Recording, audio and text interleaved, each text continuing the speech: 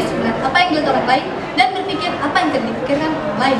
Assalamualaikum warahmatullahi wabarakatuh. Shalom, Om Swastiastu, Namo Buddhaya, dan salam kebajikan.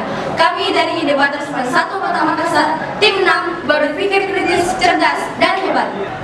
Perkenalkan, saya Milana Razara, selaku pembicara ketiga yang berperan sebagai pihak konklusi, dan samping kanan saya Nurul Aziza Aulia selaku pihak pro, dan samping kiri saya Sidarisa Putri selaku pihak kontra. Di sini kami akan membawakan mosi yang bertema kecerdasan buatan menimbulkan lebih banyak risiko daripada manfaat bagi masyarakat. Kecerdasan buatan atau AI adalah cabang ilmu komputer yang berfokus pada pengembangan sistem yang mampu melakukan tugas-tugas yang memerlukan kecerdasan manusia, seperti pemrosesan bahasa alami, pengenalan pola, dan pengambilan keputusan. Dewan Juri yang terhormat, ada pun latar belakang yang menunjukkan bahwa teknologi membawa lebih banyak risiko daripada manfaat bagi masyarakat.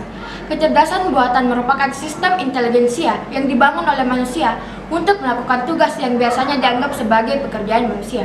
Kemudian, status quo yang terjadi pada saat ini, kecerdasan buatan bergantung pada perkembangan dan penggunaan AI. Hal ini memerlukan pengembangan yang lebih baik, lebih aman, dan lebih etis untuk membawa manfaat yang lebih besar dan mengurangi risiko yang mungkin timbul. Baik Dewan Juri yang terhormat, ada pun argumentasi yang sangat mendukung kedudukan saya. Yang pertama, risiko keamanan data dan privasi. AI sangat bergantung pada data dan pengumpulan serta pemanfaatan informasi pribadi. Informasi pribadi menimbulkan kekhawatiran tentang keamanan dan privasi sistem AI yang harus dirancang dengan langkah-langkah keamanan yang kuat untuk melindungi data dari akses yang tidak sah. Yang kedua, membuat manusia malas dan tidak kreatif. Seperti yang sudah dijelaskan sebelumnya, manusia kini menggunakan AI untuk melakukan mayoritas pekerjaan mereka. Bahkan di dunia akademik, AI dapat melakukan penelitian dan membantu menulis mayoritas makna karena manusia bisa menggunakan AI untuk berpikir.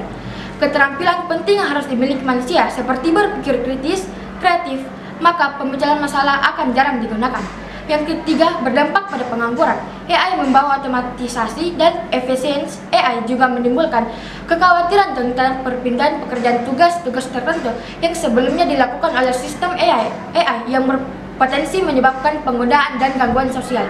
Menurut pendapat Marvin Minsky, salah satu pendiri Media Lab dan seorang pionir kecerdasan buatan, dia menyebut bahwa kecerdasan buatan dapat mengubah cara manusia hidup dan membawa risiko jika tidak diarahkan dengan tepat. Dilihat dari komparasi negara, China mengalokasikan sumber daya besar untuk riset AI dan memiliki perusahaan teknologi besar yang berfokus pada pengembangan kecerdasan buatan. Eropa menetapkan regulasi dan kebijakan yang fokus pada etika AI. Di beberapa negara di Eropa memiliki klaster khusus AI yang berkembang.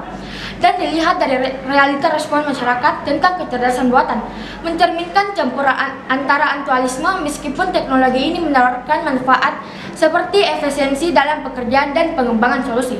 Adapun solusi yang kami berikan, yang pertama, regulasi yang bijak, yang dimana menerapkan regulasi yang bijak dan selaras dengan perkembangan teknologi dapat membantu mengontrol dan memitigasi risiko yang mungkin timbul. Yang kedua, kolaborasi internasional, yang dimana kerjasama internasional dalam mengembangkan standar regulasi dan pedoman etika penggunaan AI. Adapun mekanisme penerapan sosial, yang pertama, pendidikan dan kesadaran meningkatkan pemahaman masyarakat tentang bagaimana AI berfungsi, potensi, manfaatnya, dan dampaknya pada pekerjaan dan kehidupan sehari-hari. Yang kedua, partisipasi masyarakat, melibatkan masyarakat dalam proses pengambilan keputusan terbaik. Kecerdasan buatan bak melalui dialog atau warga forum partisipasi. Yang ketiga, transparansi akuntabilitas, menekankan pentingnya transparansi dalam algoritma AI untuk memastikan akuntabilitas dan membangun kepercayaan masyarakat. Sekian dari saya. Wassalamualaikum warahmatullahi wabarakatuh. Kecerdasan buatan sendiri merupakan kecerdasan kepada satu sistem yang bisa diatur dalam konteks ilmiah atau bisa disebut juga artificial intelligence yang disingkat AI. Dalam perkembangan AI, selain karena perannya sangat membantu manusia, juga didukung banyaknya kehadiran film fiksi ilmiah yang berkaitan dengan AI, sehingga semakin menambah ketertarikan orang-orang terhadap AI. Perlu kita ketahui juga, AI tidak selalu berupa asisten virtual seperti Jarvis pada film Iron Man dan tidak selalu berbentuk robot. Namun, AI lebih luas dari itu. AI bisa diterapkan dalam berbagai hal dengan menekankan pada kecerdasan mesin yang bisa memberi respon layaknya manusia. Saat ini, hampir semua perangkat komputer atau teknologi modern telah banyak menerapkan kecerdasan buatan. AI bisa dirasakan saat menggunakan smartphone melalui asisten Google atau Siri. AI dari saat ini diprediksikan terus berkembang dan kita tidak dapat menghindarinya.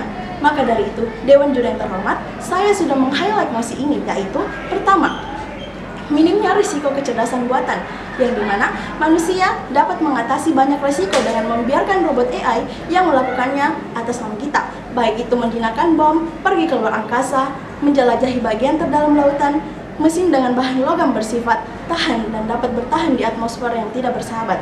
Kedua, ketersediaan AI 24/7. Seperti yang kita ketahui, manusia memerlukan istirahat dan menyeimbangkan jam kerja dan jam pribadinya.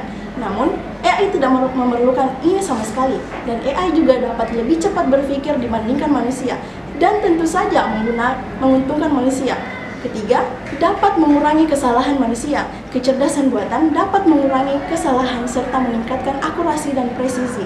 Keputusan yang diambil oleh AI dalam setiap langkah ditentukan oleh informasi yang dikumpulkan sebelumnya dan serangkaian algoritma tertentu. Jika diprogramkan dengan benar, kesalahan dapat dikurangi menjadi 0%.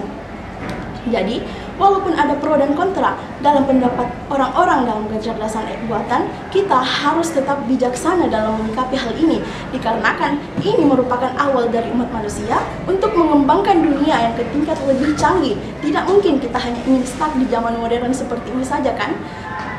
Maka dari itu, saya menawarkan 3 solusi atas risiko yang pihak pro katakan, yaitu pertama, pembagian pekerjaan. Dikarenakan hal ini banyak orang akan mempunyai kesempatan kerja sekaligus, mengurangi jam kerja per harinya.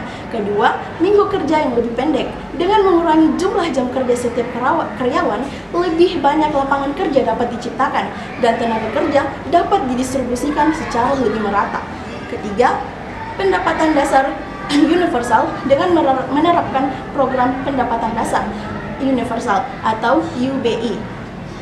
UBI sendiri adalah sistem yang dimana semua warga negara diberikan penghasilan tetap, terlepas dari apakah mereka bekerja atau tidak. Hal ini akan memberikan jaring pengaman bagi pekerja yang kehilangan pekerjaan karena otomatisasi. Ada banyak negara maju yang sudah menerapkan sistem ini, seperti Finlandia, Skotlandia, dan Kanada. Menurut Minsky, mendefinisikan bahwa kecerdasan buatan adalah suatu ilmu yang mempelajari cara membuat komputer melakukan sesuatu yang dilakukan manusia. Ada banyak kemudahan yang dapat kita rasakan dalam aktivitas sehari-hari karena manfaat kecerdasan buatan yang semakin berkembang. Contohnya seperti memberikan harapan baru dengan adanya alat-alat medis, pendidikan, dan lain-lain.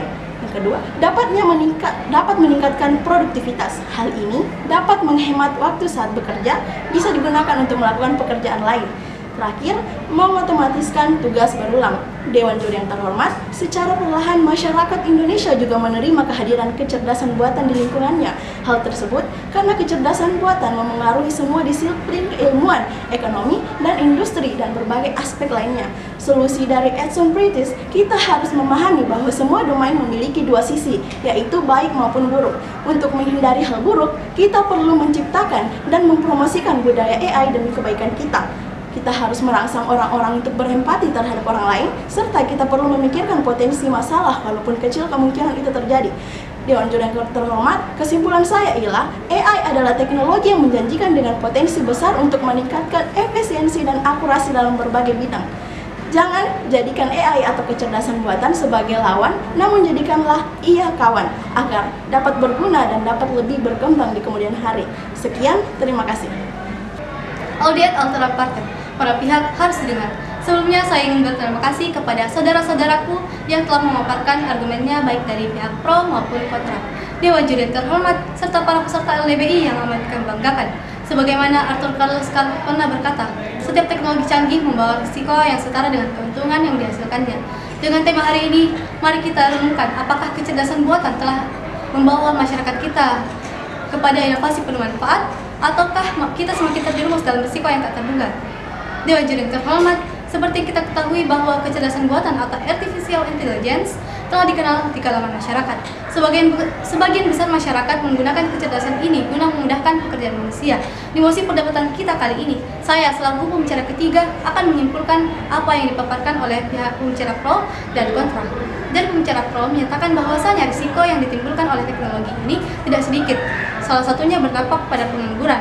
Mengapa disebut demikian? Karena jika teknologi ini sudah merajalela di seluruh dunia, terkhususnya di Indonesia, maka perusahaan atau tempat bekerja sudah tidak memerlukan jasa pekerja dan masyarakat lagi, dan semua digantikan oleh AI tersebut. Adapun solusi yang ditawarkan dari pembicara pro ialah membuka lapangan pekerjaan baru yang memerlukan jasa pekerja dari masyarakat dan mengurangi penggunaan AI di seluruh tempat bekerja yang seharusnya masih bisa dilakukan oleh pekerja dari masyarakat. Sedangkan pembicara kontra menyatakan bahwasanya kecerdasan buatan ini dapat mengurangi kesalahan manusia. Contohnya seperti meningkatkan keakuratan dalam menganalisis data medis. Dewan juri yang terhormat, di setiap ciptaan pasti mempunyai risiko yang berpengaruh terhadap masyarakat. Dan di antara risiko tersebut ada manfaat besar yang dapat membawa perubahan bagi masyarakat itu sendiri. Dengan berakhirnya argumen tersebut, kita dapat menarik kesimpulan bahwa meskipun AI mempunyai potensi manfaat yang signifikan, AI juga dapat menghadirkan risiko yang besar. Mengatasi risiko-risiko ini memerlukan pengembangan proaktif dan penerapan strategi yang efektif.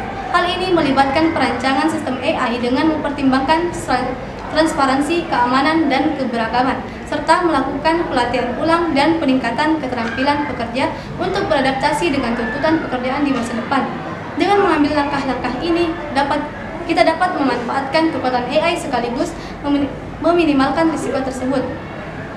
Terima kasih atas waktu dan tempat. Saya akhiri perdebatan kita kali ini dengan ucapan wassalamualaikum warahmatullahi wabarakatuh. Shalom, Om Swastiastu, Namo Buddhaya, dan salam kebajikan.